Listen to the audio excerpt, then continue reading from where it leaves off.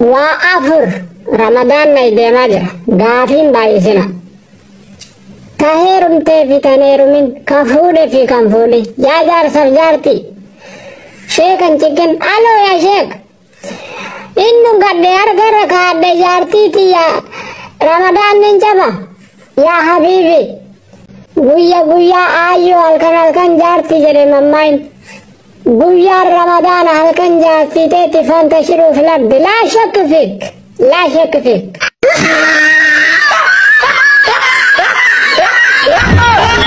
يا تنير من يا كنفولي قويا لسي آيو هلكن لسي آيو يرو كموت صوم ما فوتت لا شك فيك كيف حالك برته جلاو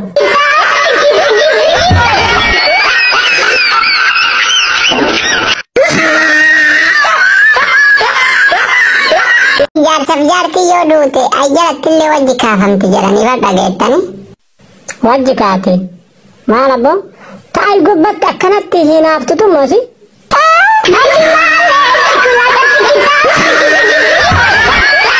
جلت نور العين أفر فوتو جران أفر توليني ناف مكان أتمو أزغب كجيل تمالي تسمبر رينو سبر أمبالريهم فين جارتي أفرفورو ريسي انتا وما كل وان انتا ثاني ربي بك الله أعلم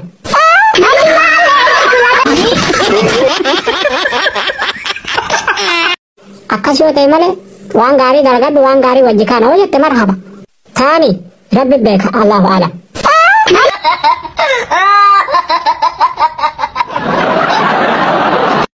Awwaa keessaa beekta wanni garaana nyaatu dubartiin boottu garaana nyaatti beekta miskiina.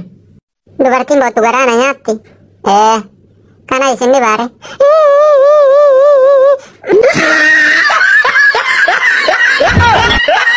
Maal taate?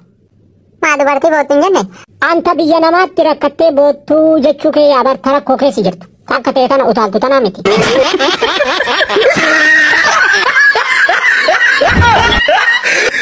Yoo har'a waan amantaan islaamaa narratti jibbu narratti argite qarshii 10,000 sii kennaar. Ani immoo qarshii 10,000 miti yoo isiniin qajeelaa jettan hin dhiisa biqaafin keessan sanuma. Ayyaa nattiin isin har'a maaliif silsilata kana birattan? Kun bareedumaaf bareedumaaf dhiirri islaamaa tokko mormatti waa haa diratu amantaan islaamaa hin jenne. Akkaan Mari, mormatti waa hidhachuu jechuun kirrii hidhachuu jechuudha.